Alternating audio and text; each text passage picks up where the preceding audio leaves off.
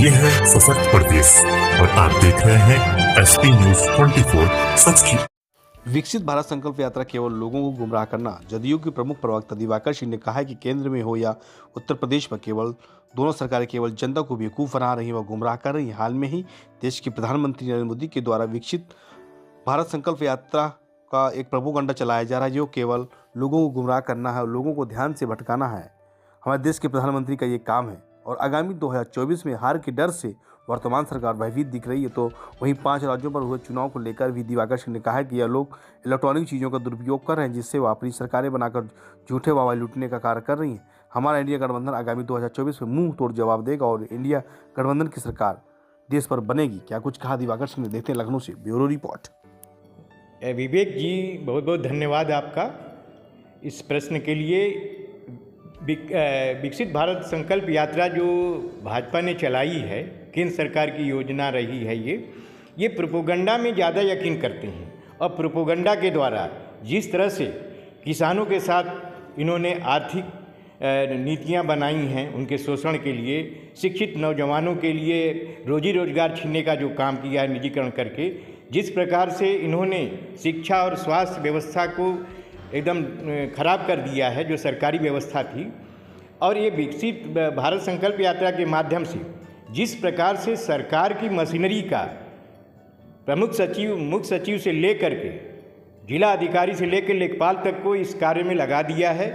15 नवंबर से 26 जनवरी तक ये कार्यक्रम कर रहे हैं क्योंकि केंद्र सरकार ये चाह रही है कि अगला लोकसभा चुनाव प्रोपेगेंडा के द्वारा हम इसको सफल बनाएंगे। जबकि भारत की जनता जो उत्तर प्रदेश का नागरिक है, उत्तर प्रदेश में जो विकसित भारत संकल्प यात्रा चल रही है वो 15 नवंबर से लेकर 26 जनवरी तक है। इनके द्वारा जो सरकारी मशीनरी का प्रयोग करके, दुरुपयोग करके जिस प्रकार से गांव-गांव में जाया जा रहा है और किसानों को मालूम है, यहाँ के नौजवानों को मालूम है, इससे इनको कोई लाभ नहीं मिलने वाला क्योंकि प्रोपेगेंडा के अलावा और कुछ करते ही नहीं हैं। जिस प्रकार से आपने देखा कि उत्तर प्रदेश में नौकरियों को लेकर के किस प्रकार से बुरी हालत है, शिक्षा विभाग में तमाम विभागों में कोई ऐसी नौकरी नहीं निकली है पिछले 10 वर्षों से जिससे कि उत्तर प्रदेश की जो शिक्षित नौजवान हैं वो इनको अच्छा समझ सके। इस प्रकार से ये जो गांव में जा रहे हैं किसानों के मुद्दों को लेकर के, वहाँ के गरीबों के मुद्दों को लेकर के, ये प्रोपेगेंडा के माध्यम से सबको इतना आर्थिक रूप से कमज़ोर बना देना चाहते हैं। जैसे एक प्रकार से जर्मनी में किसी ने प्रोपेगेंडा मिनिस्टर अपॉइंट करके जो काम किया था कि उनको इतना निशक्त बना दो, इतना कमज़ोर बना दो कि वो 2 जून की रोटी के लिए ही अपना वो समझे कि उनका बहुत बड़ा कल्याण हो रहा है। जिस प्रकार से ये राशन फ्री में बांट रहे हैं, ये बोझ किसके ऊपर पड़ रहा है? ये बोझ भारत के उन नागरिकों के ऊपर पड़ रहा है जो मेहनत से कमाते हैं, किसानों के ऊपर पड़ रहा है जो बड़ी मेहनत से अन्न को उपजाते हैं और सोचते हैं कि MSP पे हमारा अनाज बिके। और दिवाकर जी लगातार अभी 5 राज्यों में चुनाव हुए, 3 राज्यों में वोटर जीत मिली, सीधा मोदी जी कहना है कि ये जनता की जीत है और जनता के साथ जो वादा किया था हम लगातार कर रहे हैं। 2024 में हमारे सही सरकार बनेगी। विवेक जी पहले बता दिया कि ये प्रोपेगेंडा पे ही ज़्यादा यकीन करते हैं, वोटों के इक्वेशन पे। जिस प्रकार से ये जातिवाद और हिंदुत्ववाद पे ज़्यादा फोकस होते हैं कि धर्म के नाम पे जितने भी जातिवादी लोग हैं पार्टियों के, जिस तरह से ये उठा करके ले आते हैं, जब इनको मालूम हो जाता है कि हमको 40% वोट मिलने पर हम चुनाव जीत रहे हैं, तब तक वो 2-4% वोट का वो मैनेज करते हैं। जबकि ये इनका यही एजेंडा रहा है कि किसी प्रकार से वोट जीतने का इक्वेशन बना करके वो चुनावी रणनीति में सफलता हासिल करें। आप कहना है कि ईवीएम का गलत इस्तेमाल किया जा रहा है? ईवीएम का तो बिल्कुल ईवीएम बैन होना चाहिए। इसमें हमारी पार्टी या तमाम राजनीतिक दलों ने, तमाम एक्सपर्ट ने, यहाँ तक कि माननीय सुप्रीम कोर्ट ने भी इन्हीं के नेताओं के, सीनियर नेताओं के, लालकृष्ण आडवाणी जी और ये सुब्रमण्यम स्वामी जी ने पिटीशन फाइल की, तो माननीय सुप्रीम ये बात आई है कि ईवीएम से चुनाव, निष्पक्ष चुनाव हो ही नहीं सकता है। और तमाम ऐसे प्रकरण सामने आ रहे, रिपोर्ट भी आई है, इस विधानसभा चुनाव में भी ये चीज़ें निकल करके आई हैं कि ईवीएम के द्वारा चुनाव न हो, इसकी हम पुरजोर अपील करते हैं और मांग भी करते हैं कि बैलेट पेपर से चुनाव हो। क्या इसके लिए आपकी पार्टी या अन्य पार्टियाँ सब क्या से कोई प्रदर्शन करेगी?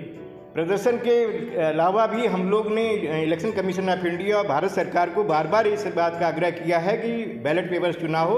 अगर ये सब चीज़ें नहीं होगी बैलेट पेपर से चुनाव, तो हम लोग इसके लिए जन समर्थन जन आंदोलन भी करेंगे। सर, एक चीज़ और देखा जा रहा है कि अभी उत्तराखंड में ही उत्तराखंड ग्लोबल इन्वेस्टर समिट का की जा रही है।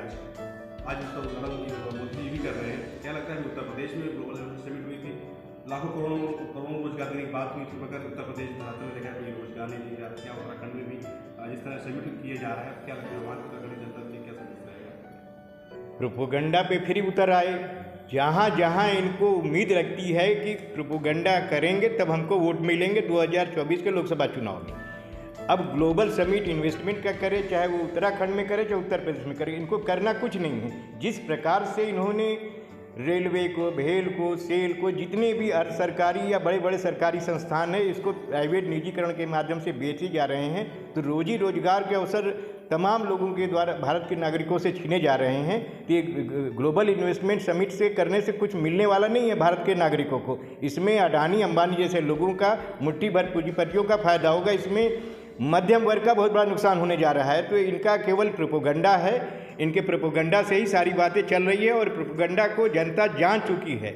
वोटर इस बार समझ चुका है कि इनका प्रोपोगंडा नहीं चलेगा। 2024 में ये बिल्कुल साफ रूप से जा रहे हैं। माननीय नीतीश जी इसकी अगुवाई के लिए सामने आ चुके हैं। 24 दिसंबर को बनारस में ये कार्यक्रम होने जा रहा है, जिसका आगाज़ 24 दिसंबर काशी, भोले की नगरी काशी में ये उनका कार्यक्रम लगा हुआ है। सर, लास्ट में क्वेश्चन और है। अभी हाल में ही राजस्थान में बीजेपी सरकार आई और कहीं ना कहीं देखा जाए राजपूत ठाकुर की हत्या कर दी है। क्या लगता है कि भाजपा सरकार आते ही लोगों की हत्या क्यों हो जाती है?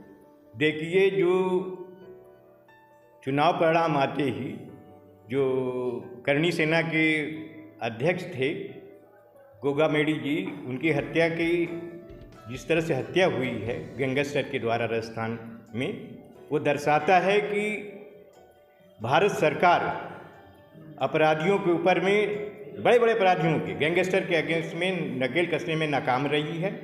और गोगा मेडी जी का बयान चुनाव के पहले, चुनाव के समय भी आया था कि कांग्रेस ने उनकी बात नहीं मानी, इसलिए वो कांग्रेस से नाराज़ थे। कहने का मतलब ये है कि बसपा से वो 2013 में विधानसभा का चुनाव लड़े थे और इस बार वो कांग्रेस के पक्ष में थे।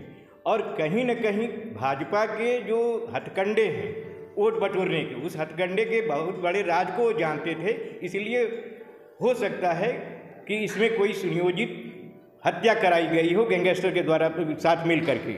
इसमें निष्पक्ष जांच के द्वारा ही मालूम होगा कि इसमें कौन सी सरकारें या कौन कौन से लोग शामिल थे।